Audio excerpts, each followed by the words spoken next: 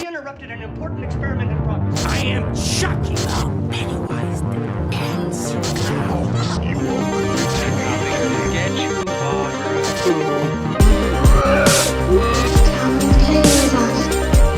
I want to play a game. Hello everyone, Joshua Myers here, and welcome back to my 31 Days of Halloween Review series. And today I got here a cult classic horror film for you guys, and that is Re-Animator from 1985. 15 cc's of reagent. This is not an advertisement for a new movie. This is a warning.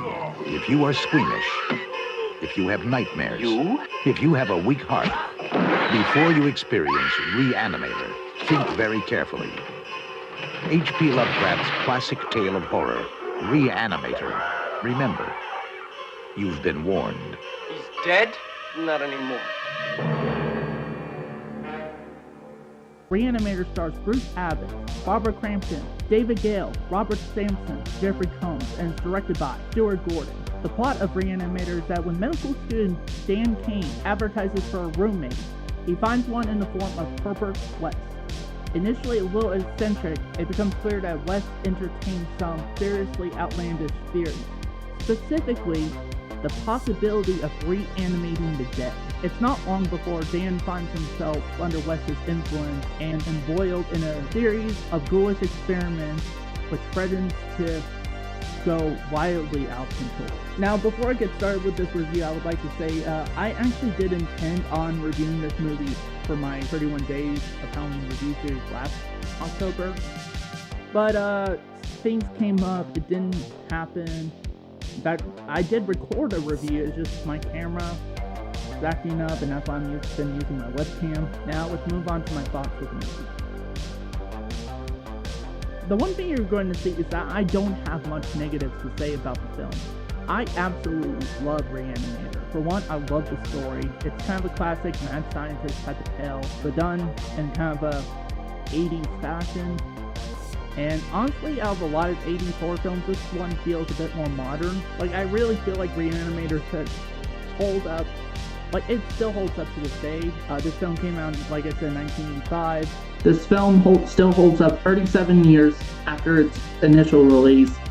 Like, honestly, if this film were to come out today, I would buy it.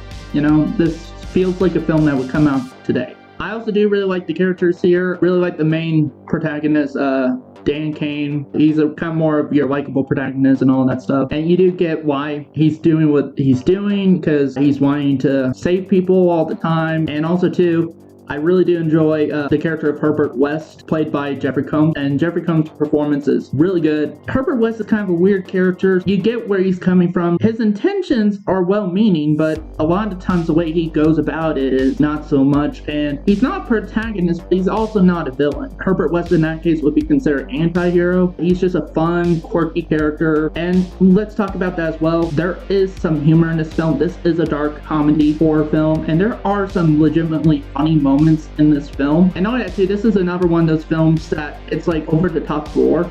Like, it's really gory.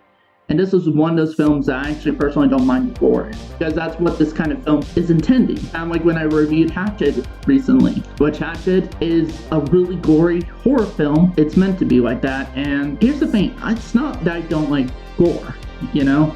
It has been used to advantage before, and even sometimes disadvantage, but you could do a disadvantaged way in a good way, like Hatchet's kind of cheesy, over-the-top gore, sometimes not looks very good. But for something like a poster behind me, The Thing, that has a lot of gore and a lot of practical effects. And I love that movie. That's actually probably my favorite John Carpenter flick. Another thing too, the practical effects in this movie are pretty good as well. 80s horror films just had really great practical effects.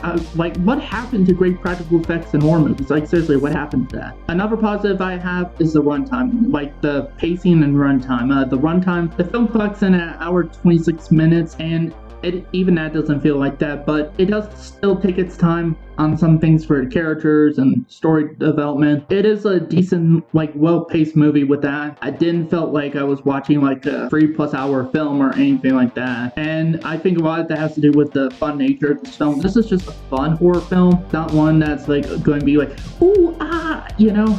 unless if you're really freaked out by gore. If you're really freaked out by gore and that, and this film could get extreme sometimes. So if you're kind of like that, then well, then you might get freaked out by this film. But for me personally, I thought it was pretty good with all of that. I also like the music. Now, the one common thing I've heard about the music is that a lot of the music, especially the main theme, is very much it's essentially they ripped off the theme from Psycho, Alfred Hitchcock's Psycho, the score by Bernard Herrmann. So they ripped that off, but it is, yeah, you can definitely hear a lot of similarities. Like honestly, if I were to play the original Psycho theme with the Re-Animator theme back to back, you could clearly hear the similarity.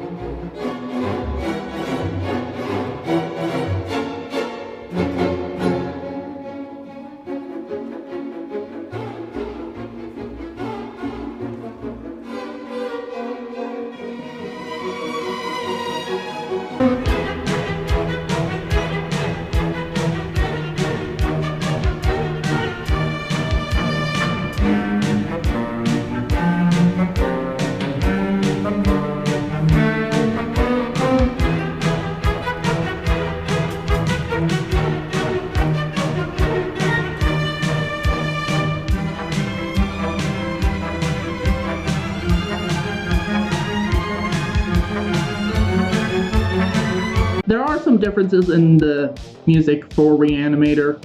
Like there's certain bits of beats that were added in the music that, you know, is not present in the original Psycho score. That I think are a nice addition.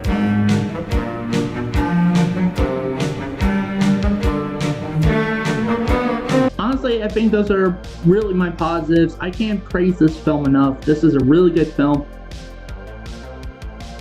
And honestly, I don't have anything I'm rather mixed on with the film. And I also don't have anything that I just downright hate with this movie.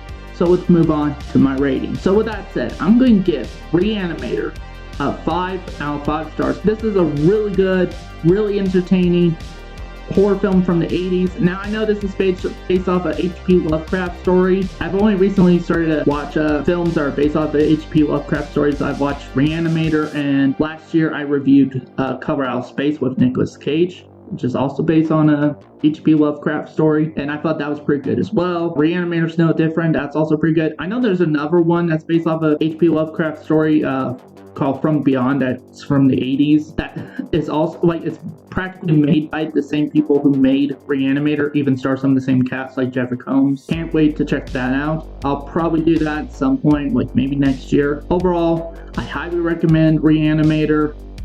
If you guys have not seen it, check it out. It's available on DVD.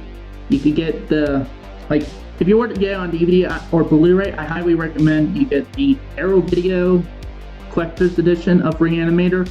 Has a crap ton of special features, and the transfer is pretty good even on a DVD. Also too, if you don't want to go the DVD route and just do streaming, of course you could buy it on such platforms like Vudu or whatever, but you can also stream it on Shudder. It's available on Shudder right now, so you know, try to watch the film any way you could. That's it for this video. Thank you guys for watching, and see you next time.